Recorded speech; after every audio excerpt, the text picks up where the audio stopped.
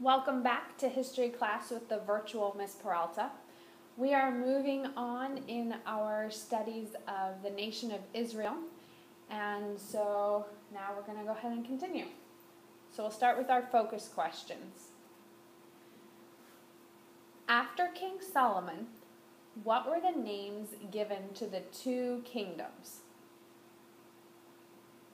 After King Solomon died, Israel was split into two kingdoms. The kingdom in the north, which was the 10 tribes, kept the name Israel. And the kingdom in the south, which was Judah and Benjamin, so that was 2 tribes, took the name Judah. So those were the names given to the two kingdoms. We're going to go into this in a little bit more detail in just a few minutes. Our second focus question is, what does it mean to be assimilated into another culture? Assimilated means to be absorbed into or made part of another culture. When people come to America, we hope that they will become assimilated into American culture and they will join with us and that they will become Americans. So that would be an example of assimilation.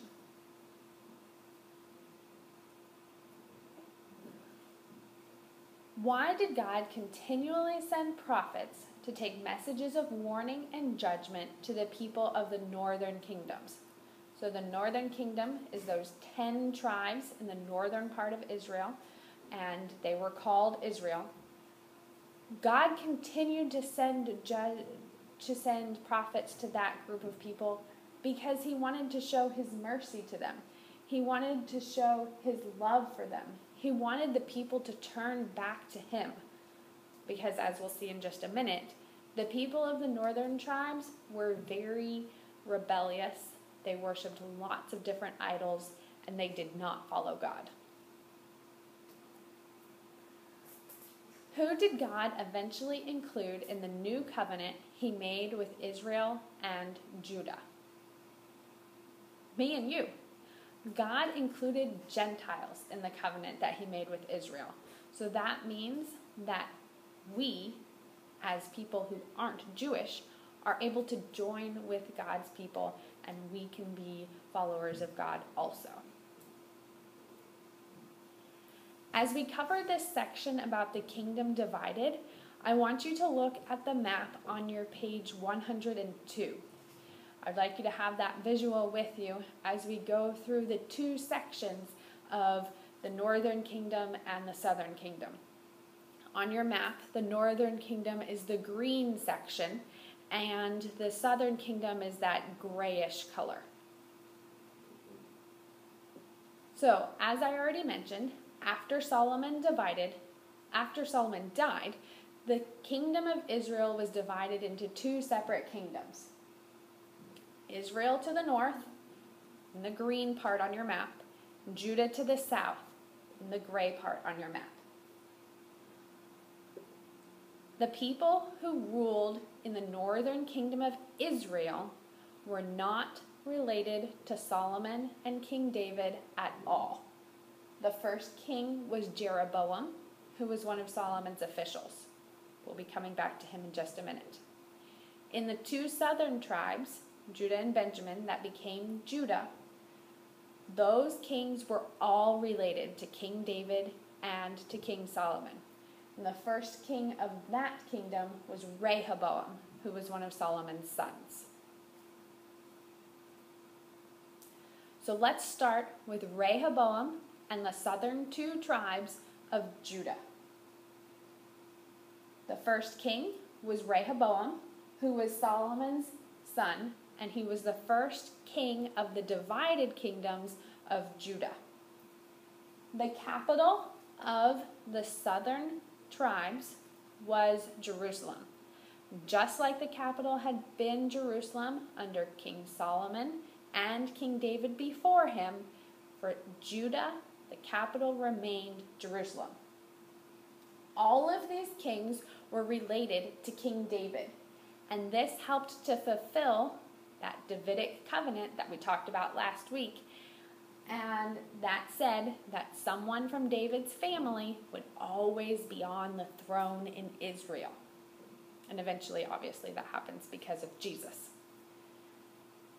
These kings were not always righteous, though. Just because they were related to David doesn't mean that they were holy and righteous and men after God's own heart, like David had been. Over and over and over again, God tried to get the attention of the people in Judah. He tried to get them to turn back to him, but they didn't.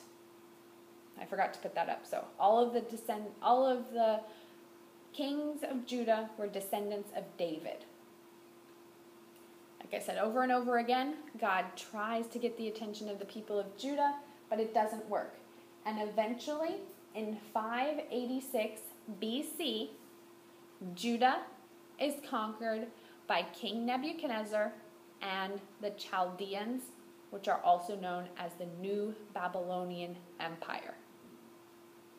And that is the end of the nation, or the two tribes of Judah, at least for a little while. Now let's move north, and we get to Jeroboam, who was the first king of Israel. Jeroboam didn't want people going back to Jerusalem to worship God, and he didn't want the capital to be Jerusalem. So he came up with a new capital for the northern 10 tribes, and the capital for Israel was Samaria. You can find that on your map. It's right near the word Israel. If you look just a little bit below that, you'll see where Samaria is on your map. Because Jeroboam didn't want the people going back to Jerusalem to worship God, he created an entirely new religion. Instead of worshiping God, they worshipped golden calves. Sound familiar? It should, because when Moses came down from the mountain, what did he see? When Moses came down from the mountain with the 10 Commandments, what did he see the Israelites worshiping? A golden calf. So the people of Israel, under Jeroboam, start worshiping golden calves again. Again, God tries to get the attention of these people. He tries to get them to worship him. He sends many, many prophets to Israel to try and get their attention. The people don't listen to God. And eventually, the people of Israel are conquered by the nation of Assyria. The people of Israel were conquered by the nation of Assyria before the Israelites were taken into captivity. And the Assyrians conquered Israel in 722 BC. So Assyria conquered Israel first, then a few years later, Judah was conquered by Nebuchadnezzar.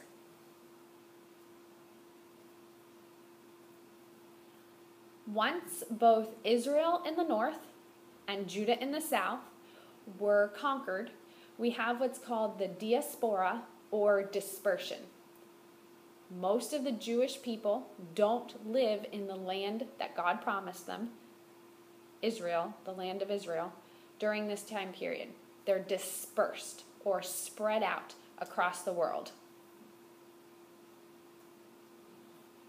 While the Jews are dispersed and spread across all these other nations, God sends a promise. He makes a new covenant with his people.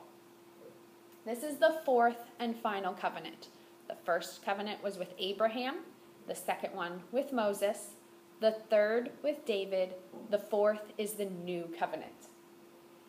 If you look on page 103, there's a green box that will tell you that the new covenant goes with Jeremiah 31, verses 31 through 40, and 1 Corinthians 11:25. This covenant is important to us because it's the covenant that we live under now, And it's the one that makes it so that we, as Gentiles, can be followers of God. There's 3 main parts. First of all, like I said, it includes Gentiles, people who are not Jewish.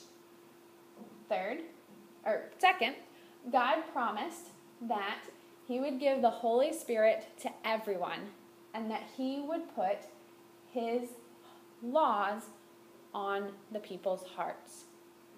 And the third part of the new covenant is that Jesus' death began this covenant. So with Jesus dying on the cross, that was the beginning of the new covenant. That's where we're going to stop today, and we'll pick up next class.